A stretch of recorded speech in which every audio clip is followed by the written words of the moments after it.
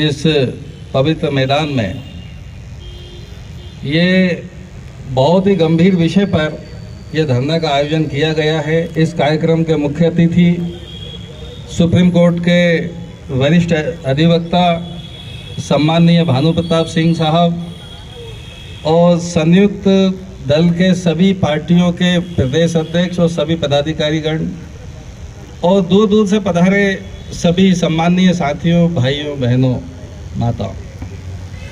साथियों, एक चीज़, अभी तो मैं social democratic party of India में मध्य प्रदेश में काम कर रहे हैं, लेकिन पहले मैं बहुजन समाज पार्टी में काम करता था। तब कांशीराम साहब का एक नारा मैंने सुना था, वो हमेशा लिखा रहता था बीएसपी के उस नीचे पंपलेट पे कि वोट हमारा, राज तुम्हारा, नहीं चलेगा, नहीं चलेगा। अब ये बात तो एकदम सही थी कि यहाँ पे वोट किसका है और राज किसका चल रहा है। तो उसी समय से आप एक कदम आगे बढ़ाते हैं, सामने वाला दुश्मन 2 कदम आगे बढ़ा देता है। उसने कहा वोट तुम्हारा है और राज हमारा नहीं चलेगा, हम तुम्हारा वोट ही खत्म कर देते हैं। अब तुम वोट देते रहो, वोट हमारे पास आ जाए। सवाल ये है कि 1947 में देश आज़ाद होता है और इस देश में एक बनी बनाई सदियों पुरानी व्यवस्था ध्वस्त होती है और जो बहुत बड़ी संख्या में इस देश में दबा कुचला वर्ग था उसको राइट्स, अधिकार मिलते हैं और संविधान 1950 में लागू होता है। वो बराबरी की बात करने लगा, वो आगे बढ़ने की बात करने लगा। ये इस व्यवस्था के लोगों का भी मंजूर था नहीं। और जब एक आदमी तैयार हुआ, उसने इस मुद्दे को लेकर जगाना शुरू किया, तो उन्होंने एक दूसरा रास्ता वहाँ तैयार कर दिया कि अब तुम्हारा वोट तो रहेगा लेकिन कहाँ जाएगा ये तुम्हें पता नहीं चलेगा, क्योंकि ये जो समाज है ये साइंस और टेक्नोलॉजी को नहीं जानता। ये बहुजन समाज जिसकी हम बात करते हैं, बहुत बड़ी संख्या में हमारे लोग गांव देहात में रहते हैं, उनको दूसरी चीज़ों में उलझा दिया जाता है, अंधविश्वास में, पाखंड में उलझे रहते हैं। बच्चों की जो शिक्षा है, जो बुनियादी चीज़ जो मैं आपको बता रहा हूँ कि हम रिजर्वेशन की तो बहुत बात कर रहे हैं कि ख़त्म हो रहा है, संविधान ख़त्म हो रहा है, पर रिजर्वेशन आप लेंगे कैसे? जो सबसे बड़ी बुनियादी चीज़ थी वो थी शिक्षा। वो 3.5 लाख स्कूल ख़त्म कर दिए गए।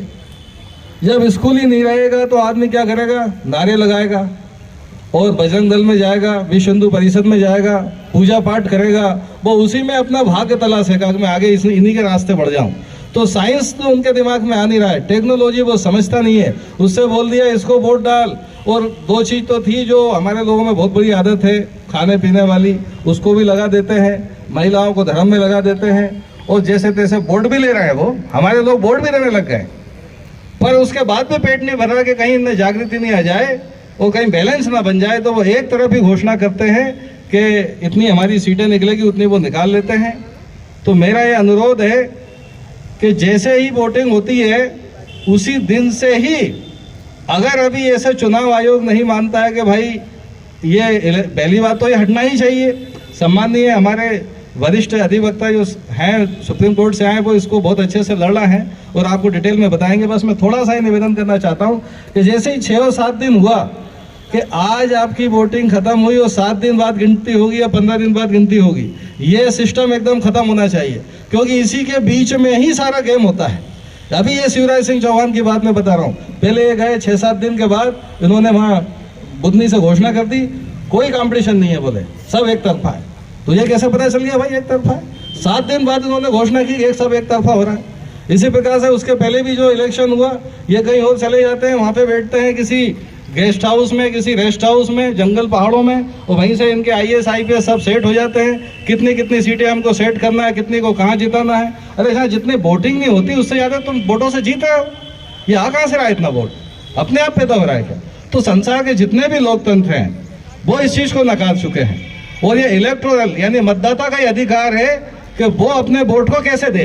ये चुनाव आयोग का भी हक नहीं है कि वो आपको वोट डालने से मजबूर करेंगे तो इस तरीके से वोट दे।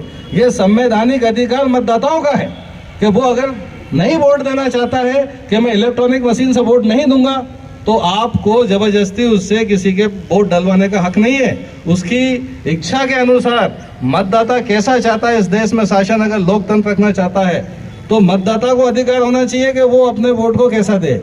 इसीलिए मेरा आपसे अनुरोध है कि इसको आम जनता तक, आम जनता से गरीब जनता तक भी ये बात जानना चाहिए कि आपके वोट की हेर फेर हो रही है और 2 नंबर से आपके वोट को दूसरे दुश्मन को दिया जा रहा है। जब आम जनता इसमें जगेगी तभी इसमें कुछ हो सकता है। और ये जो संख्या यहाँ पे बैठी हुई है इसको बहुत छोटे में ना गिने, क्योंकि इसमें लगभग 40 पार्टियों के यहाँ पे प्रतिनिधि बैठे हैं और सबकी अपने अपने क्षेत्र में ताकत है, सबकी अपने अपने क्षेत्र में ताकत है। इसलिए जो यहाँ पे सरकार का नुमाइंदा हो वो जाके बता दे अपने आकाओं को कि तुम्हारी अब चलने वाली नहीं है। और यहाँ पे छोटे छोटे दल जिनको तुम कुचलने की कोशिश कर रहे हो जिस समाज को, वो सब यहाँ पे इकट्ठे हो चुके हैं। ये तो सिर्फ आपको एक डेमो है, एक संख्या दिख रही है कम, और हमारे हिसाब से भी नहीं है, लेकिन पूरे प्रदेश के लोग यहाँ पर हैं, पूरे मध्य प्रदेश के कोने कोने में ये बात जाने वाली है। और इसलिए अब इनको सचेत हो जाना चाहिए और हमारे लोगों को भी जागरूक होना चाहिए। इस सिस्टम को खत्म करने के बाद ही हमें दम लेना है और इस लोकतंत्र को बचाना है, बाबा साहब अम्बेडकर के संविधान को बचाना है, इस देश के जो बच्चे हैं उनके भविष्य को बचाना है, क्योंकि उनका सबका भविष्य बर्बाद हो रहा है एक ऐसे सिस्टम में जहाँ ना शिक्षा है, ना ज्ञान है, ना विज्ञान है। उनको पूरी तरीके से कुचला जा रहा है, उनके दिमाग में जहर भरा जा रहा है नफरत का, उसको अपने को खत्म करना है। और इस देश को जो बाबा साहब अम्बेडकर का सपना था, महात्मा ज्योतिराव फुले का सपना था, वैसा देश बनाना है। इन्हीं बातों के साथ मैं अपनी बात समाप्त करता हूँ। जय भीम, जय भारत, खुदा हाफिज। बहुत बहुत धन्यवाद।